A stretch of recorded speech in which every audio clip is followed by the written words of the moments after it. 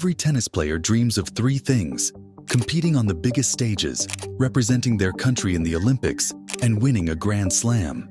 Among those dreams, the ultimate achievement has to be a Grand Slam trophy. But what exactly is a Grand Slam, and how does a player compete in it? A Grand Slam represents the pinnacle of tennis, comprising of 4 major tournaments: the Australian Open, the French Open, Wimbledon, and the US Open. Each tournament is played on a different surface: hard courts, clay, and grass, requiring players to adapt their game. To qualify for a Grand Slam, players typically have 3 options. Players ranked within the top 104 in the world automatically earn a spot in the main draw, based on points accumulated from ATP or WTA tournaments. Players ranked outside the top 104 can compete in a qualification tournament, needing to win 3 matches to enter the main draw. Tournament organizers can also grant wildcards, special invitations given to promising young players, local favorites, or past champions. Once in the tournament, players must win 7 matches in a row to claim the title. The physical and mental demands are immense, requiring peak performance over 2 intense weeks. While every Grand Slam presents these challenges, the past 20 years have shown clear dominance at 3 of them. Rafael Nadal has owned the clay at the French Open with 14 titles. Novak Djokovic has made the Australian Open his stronghold with 10 titles, and Roger Federer has reigned at Wimbledon with 8 titles on grass.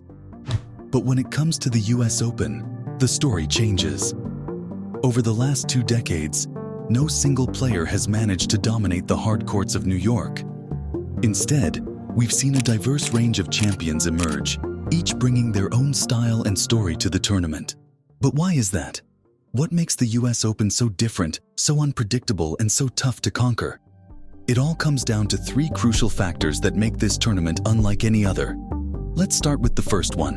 The US Open is played on Deco Turf, a hard court known for its speed and lower bounce compared to other surfaces, especially the plexicushion courts of the Australian Open. Deco Turf has a firmer, more rigid base, leading to quicker ball speeds and less time for players to react. The ball tends to skid through the court, staying lower and making it more challenging to handle aggressive shots. In contrast, the plexicushion surface in Australia offers more cushioning and a higher bounce, which slows down the game slightly and allows players more time to set up their shots and engage in longer rallies. This is one reason why Novak Djokovic, with his exceptional baseline game and endurance, has been so successful in Melbourne. The Australian courts suit his style, allowing him to dictate play and outlast opponents in extended exchanges. However, at the US Open, the faster Deco Turf surface demands a different approach. The quick pace of the court rewards aggressive first-strike tennis, where serves and return games are critical. Players must react faster and take the ball earlier, often leaving less margin for error. Even someone as dominant as Djokovic has found the US Open more challenging because the surface doesn't allow him as much time to construct points or rely on his exceptional defensive skills. The reduced bounce and increased speed mean he can't control rallies in the same way, making the tournament more unpredictable and leveling the playing field. As Djokovic himself has said, the courts here are quicker than other hard courts, and you have to be ready to adjust your game constantly. The speed of the surface can make or break your game, especially in those crucial moments. Additionally, the Deco Turf courts are more physically demanding. The firmer surface takes a greater toll on the body over the course of a 2-week tournament, increasing the risk of fatigue and injury. This adds another layer of difficulty, as players must manage their physical condition carefully while still competing at the highest level. The US Open surface also varies with the weather. On hot days, the courts can become even faster, making it harder to control powerful shots. At night or in cooler conditions, the pace slows slightly, but the challenge remains. This variability adds to the unpredictability of the tournament, as players must constantly adapt their strategies to the changing conditions. These unique characteristics of the US Open's hard court surface explain why the tournament has seen such a wide range of champions. The surface doesn't favor any single style of play, making it a true test of adaptability, physical endurance, and mental toughness. But the challenges of the US Open don't end with the court surface. The second factor that makes this tournament so unique is the intense and unpredictable atmosphere of New York City. Unlike the quiet and traditional settings of Wimbledon or the Australian Open, the US Open is known for its lively and energetic crowds. New York brings a different kind of excitement to tennis. The fast pace of the city and its vibrant energy spill into the matches, creating an atmosphere that can either help or hinder players. Roger Federer, who has thrived at Wimbledon with its calm and respectful crowd, has often mentioned how different the US Open feels. He once said, "The New York crowd is intense. It can give you wings, or it can make you feel like you're out there all alone. You have to be prepared for anything." This highlights how the crowd at the US Open can be both a motivator and a distraction. At the US Open, the fans are loud and passionate. They react to every point with cheers, shouts, and applause. Unlike Wimbledon, where silence is the norm during play, the US Open crowd is constantly engaged, which can make it difficult for players to stay focused. The atmosphere here can change the momentum of a match, making it more unpredictable. One of the most famous aspects of the tournament is its night matches at Arthur Ashe Stadium, the largest tennis stadium in the world. Playing under the lights is a special experience, but it also comes with challenges. The late start times and the energized crowd can either boost a player's performance or drain their energy. These night sessions are known for their electric atmosphere, and players must be mentally tough to handle the pressure. For some, the excitement of a night match pushes them to play their best. They feed off the crowd's energy, using it to fuel their game. However, others might struggle with the noise and late hours, finding it hard to maintain their focus and stamina.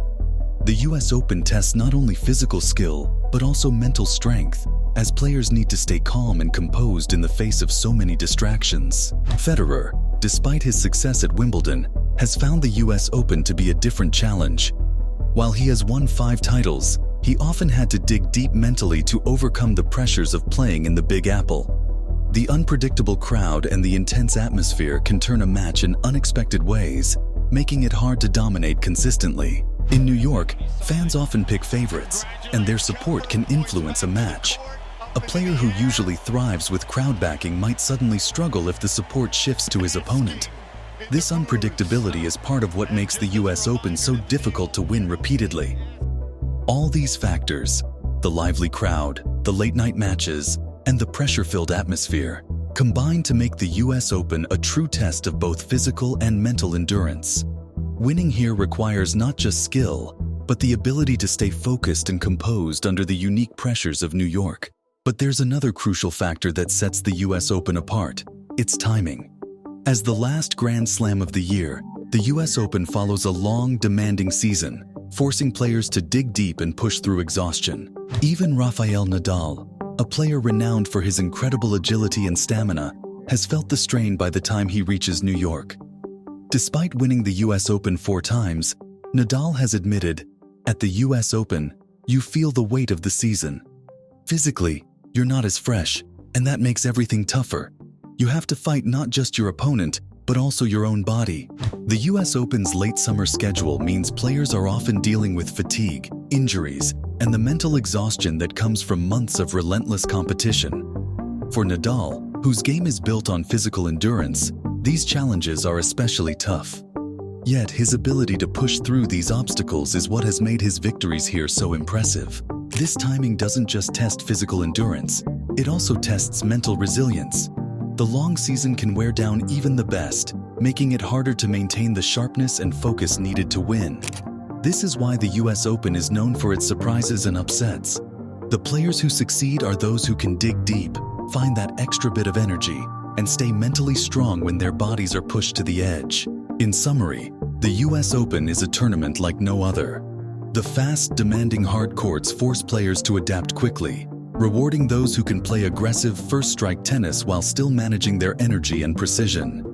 The electric atmosphere of New York, with its passionate and sometimes unpredictable crowd, adds another layer of mental challenge that can either lift players to new heights or throw them off their game.